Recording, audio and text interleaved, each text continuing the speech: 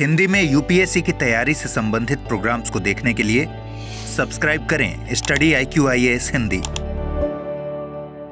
Hello दोस्तों, मैं ललिता दहिया, स्वागत है आपका स्टडी IQIAS हिंदी पे। और आज हम प्रश्न उत्तर सीरीज का 7वां प्रश्न करने जा रहे हैं, डील करेंगे इसको बहुत ही अच्छे से। सबसे पहले क्वेश्चन की डिमांड समझते हैं, तो चलिए।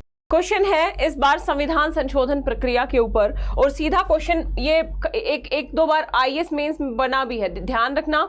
2016 या 17 के आसपास देखना, आपको मेंस में सीधा सीधा क्वेश्चन दिखेगा पॉलिटी में। एनीवे, भारतीय संविधान की संशोधन प्रक्रिया कठोरता और लचीलेपन के बीच मध्यम मार्ग का अनुसरण करती है। मतलब सिंपल तौर पे ये बोल रहा है कि भारतीय संविधान की जो संशोधन प्रक्रिया है वो ना तो बहुत ज्यादा कठोर है और ना ही बहुत ज्यादा लचीली है, बल्कि मध्यम मार्ग का अनुसरण करती है। ये क्वेश्चन का फर्स्ट पार्ट है और इसी में हमें बहुत ध्यान से ये पढ़ना पड़ेगा। तुलनात्मक परिप्रेक्ष्य में टिप्पणी कीजिए, ये बहुत इंपॉर्टेंट पॉइंट है। अगर आपने सीधा ये बेसिकली एक्सप्लेन कर दिया कि भारत का जो संविधान संशोधन की प्रक्रिया है वो ना बहुत ज्यादा कठोर है ना बहुत ज्यादा लचीली है, कुछ मतलब 368 वगैरह बता दिया, और आपने तुलना नहीं की, कुछ एग्जाम्पल नहीं दिए, जैसे यूएस का, दक्षिण अफ्रीका जैसे देशों का एग्जाम्पल नहीं दिया, तो फिर आपका एग्जाम्पल है या फिर ये जो पार्ट है ये अधूरा माना जाएगा। बात समझ में आई?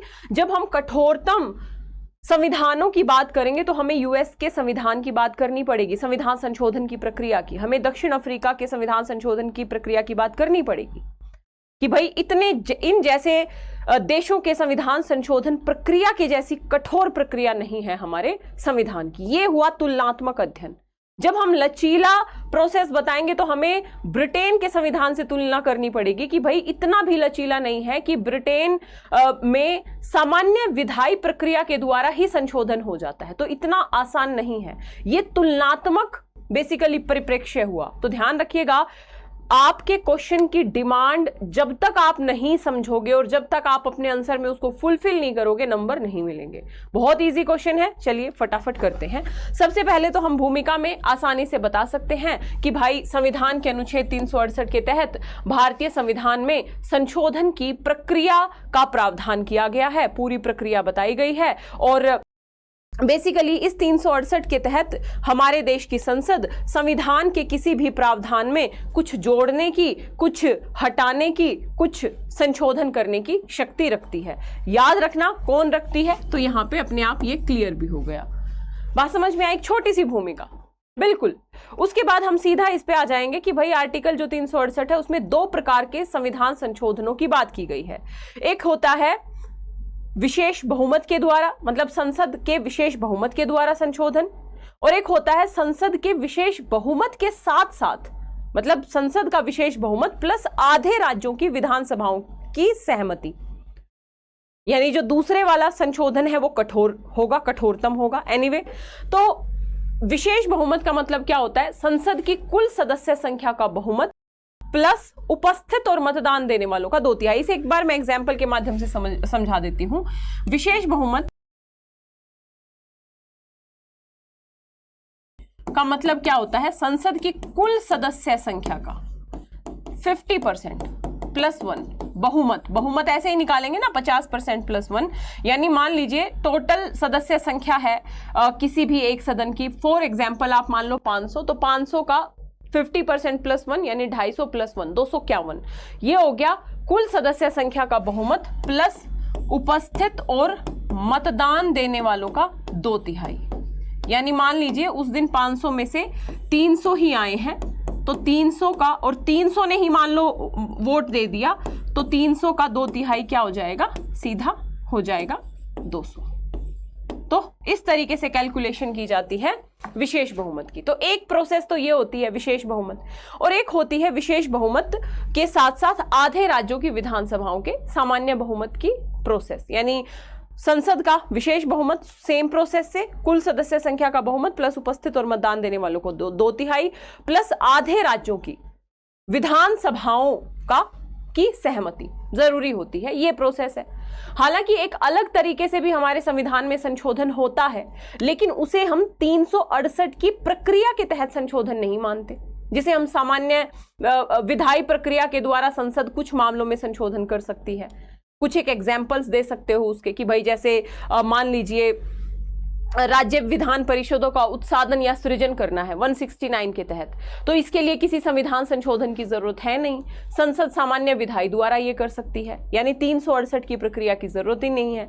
इसके साथ ही हम ये कह सकते हैं नए राज्यों का प्रवेश है या स्थापना है, ये भी सामान्य बहुमत द्वारा होता है, मतलब सामान्य विधायी प्रक्रिया द्वारा होता है, और इसके लिए भी किसी 368 की प्रक्रिया की जरूरत नहीं है। यानी यहां तक हमने ये तय कर दिया, मतलब एक एग्जामिनर को ये हमने बता दिया कि देखो भाई, हमने भूमिका बता दी, हमने ये बता दिया कि हमारे देश में संविधान संशोधन की जो प्रणालियां हैं 368 के तहत 2 प्रकार की हैं। एक अन्य तरीके से भी संशोधन होता है, लेकिन उसे हम सामान्य विधायी द्वारा बोलते हैं, 368 के तहत उसे शामिल नहीं करते। यानी हमारा संविधान जो संशोधन की प्रक्रिया है वो कठोरता और लचीलेपन के बीच में मध्यम मार्ग है। जैसे कठोरता क्या, अगर विशेष बहुमत प्लस आधे राज्यों को कोई प्रस्ताव पारित करना पड़े तो वो कठोर प्रोसेस हो गई, और यदि विधायी प्रक्रिया द्वारा कोई प्रस्ताव पारित करना पड़े तो वो लचीला हो गया। तो कुछ प्रोविजन बहुत कठोर है, कुछ प्रोविजन लचीले हैं, यानी क्या है, मध्यम मार्ग है। अब हम एक एक करके एग्जाम्पल दे देंगे। जैसे सबसे पहले हम एग्जाम्पल देंगे कि भाई हमारा संविधान बहुत ज्यादा कठोर नहीं है। जैसे इसने क्वेश्चन में पूछा था ना कि तुलनात्मक परिप्रेक्ष्य बताइए, तो तुलना करके बता देंगे। जैसे आप बोलोगे कि 75 साल हुए हैं हमारे देश को आजाद हुए लगभग, हमने 100 से भी ज्यादा संविधान संशोधन कर दिए, इसका मतलब हमारा संविधान संशोधन की प्रक्रिया बहुत ज्यादा कठोर नहीं है। यदि बहुत ज्यादा कठोर होती तो हम क्या 100 से ज्यादा संविधान संशोधन कर पाते? तो नहीं कर पाते। यहां पे हम 2 एग्जाम्पल दे सकते हैं कि भाई दक्षिण अफ्रीका के संविधान को देख लो, वहां पे यदि संविधान संशोधन करना है तो 3/4 बहुमत की जरूरत होती है, जो अपने आप में काफी कठोर होता है प्राप्त करना। आप यूएस के एग्जाम्पल को देखो, वहां पे यदि कांग्रेस या केंद्र के लेवल पे कोई संविधान संशोधन की प्रोसेस की शुरुआत की जाती है तो 3/4 राज्यों की विधायकों का अनुमोदन करना पड़ता है, 3/4 विधायिकाओं का अनुमोदन जरूरी होता है। इसीलिए अमेरिका में अब तक केवल 33 बार ही संविधान संशोधन हुआ है। भाई कठोर प्रक्रिया है इसीलिए ना, तो यहां पे हमने तुलनात्मक अध्ययन कर दिया। अब हम एक लाइन में बोल सकते हैं, अतः हमारा संविधान बहुत ज्यादा कठोर नहीं है। बात समझ में आ गई बच्चे? अब अगला पार्ट पे जाएं उससे पहले दोस्तों मैं आपको बता दूं 11 अगस्त से नया बैच शुरू होने वाला है, ध्यान रखिएगा। ये P2I बैच है, यानी प्रीलिम्स, मेंस, इंटरव्यू तीनों लेवल की प्रिपरेशन कराई जाएगी। 2 साल की वैलिडिटी होगी। आप कितनी बार भी क्लासेस सुन सकते हैं, देख सकते हैं।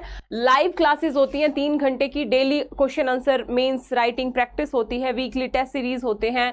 13 से 14 महीने में आप यदि अपने पूरे सिलेबस को अच्छे से कंप्लीट करना चाहते हैं, यदि पीटी पास करते हैं तो आपकी 4 महीने तक दिल्ली में रहना, हमारी गाइडेंस में पढ़ना, वो सब हमारी रिस्पॉन्सिबिलिटी होगी।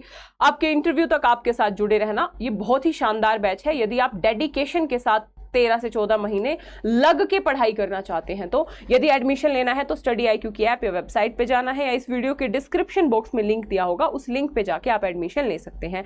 एडमिशन लेने से पहले आपको कोड यूज करना है LD Live, LDLIVE। LD Live code के साथ ये कंप्लीट P2I बैच आपको मात्र 29,999 में मिल जाएगा। ध्यान रखिएगा, बहुत ही इंपॉर्टेंट बैच है। LD Live कोड याद रखिएगा, ठीक है। हमने कठोर के एग्जाम्पल देख लिए। अब हम देखेंगे कि भाई दूसरी ओर भारतीय संविधान पूरी तरीके से लचीला भी नहीं है, यानी संशोधनीय भी नहीं है। यहाँ पे आप ब्रिटेन का एग्जाम्पल जरूर देना। मैंने यहाँ पे मैं लिखना भूल गई हूँ शायद, क्योंकि तुलनात्मक अध्ययन बोला है ना। जैसे ब्रिटेन में क्या है, ब्रिटेन में मतलब यूके में क्या है, वहां पे यदि सामान्य विधायी प्रक्रिया के द्वारा ही सारे संशोधन हो जाते हैं, लेकिन भारत में तो ऐसा नहीं है।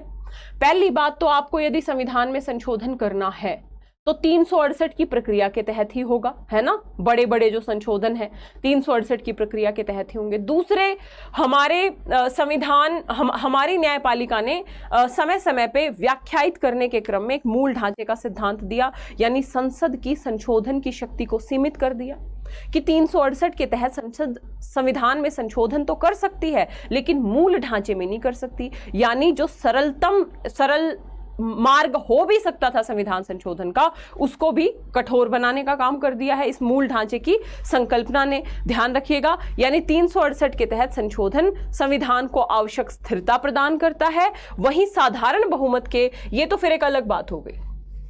बात समझ में आई, यानी हमारा संविधान संशोधन की प्रक्रिया ना तो बहुत ज्यादा कठोर है ना बहुत ज्यादा लचीली है, अतः मध्यम मार्ग अपनाते हैं। कुछ मामले ऐसे हैं जहां पे संविधान संशोधन की कठोर प्रणाली है और कुछ मामले ऐसे हैं जो बिल्कुल साधारण मामले होते हैं, ठीक है, जैसे विधान परिषदों का उत्साधन है, सृजन है ना, इस तरीके के जो मामले होते हैं यहां पे बिल्कुल साधारण प्रक्रिया है, यानी कठोर और लचीलेपन का समन्वय है हमारा कॉन्स्टिट्यूशन की जो अमेंडमेंट जो प्रोसेस है वो। ध्यान रखिएगा, इसलिए हम लास्ट में बोल सकते हैं, इसलिए भारतीय संविधान में बदलती हुई परिस्थितियों को समायोजित करने हेतु लचीलापन भी है।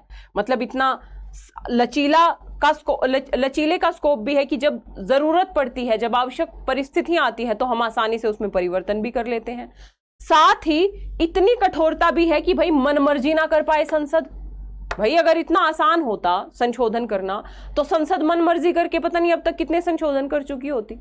तो कंक्लूजन में यही लिखना है कि ना तो इतना कठोर है कि भाई हम उसको समय के साथ बदल ही ना पाए, नए नए अवयवों को, नई नई जरूरतों को हम जोड़ ही ना पाए हमारे संविधान में, और ना ही इतना लचीला है कि संसद अपनी मनमर्जी ही करती रहे। ये कह सकते हैं हम, ये विशेषताएं हमारे संविधान को एक बंद और स्थिर कानून पुस्तिका के स्थान पर एक जीवंत दस्तावेज बनाती है। जीवंत दस्तावेज क्या बनाती है? यही विशेषता कि हमने मध्यम मार्ग अपनाया, हमने ना तो पूरी तरीके से कठोर बनाया और ना ही पूरी तरीके से लचीला बनाया, बल्कि आवश्यकता अनुसार उसको मध्यम मार्ग के रास्ते पे हम लेके चले। इसलिए हमारे संविधान को जीवंत दस्तावेज भी हम कह सकते हैं।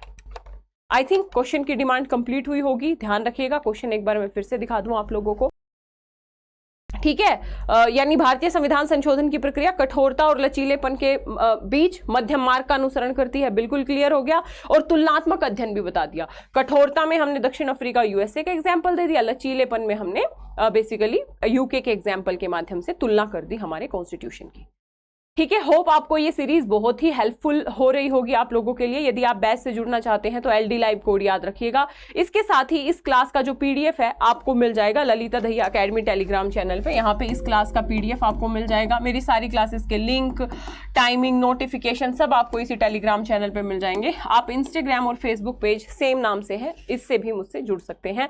बाकी यदि आपको क्लास अच्छी लगी हो तो वीडियो को लाइक जरूर करें, शेयर जरूर करें, चैनल को सब्सक्राइब जरूर करें यदि चैनल पे नए हैं तो। इसके साथ ही कमेंट्स जरूर करें। आप लोगों के सुझाव, आप लोगों के जो कमेंट्स हैं मुझे मोटिवेट करते हैं कि मैं और क्या एक्स्ट्रा एफर्ट करूं जिससे आपकी आंसर राइटिंग बहुत ही शानदार हो जाए। लेकिन बच्चे एक दिन में नहीं होगी, आपको मेहनत करनी पड़ेगी। अब जैसे मैंने ये क्वेश्चन डील कराया तो आप लोगों का काम क्या होना चाहिए? आपने सुन लिया, क्वेश्चन लिखो और खुद से लिखो, उसको सुन के भी लिख लो शुरुआत में, कोई दिक्कत नहीं है, बिना देखे उसको लिखो।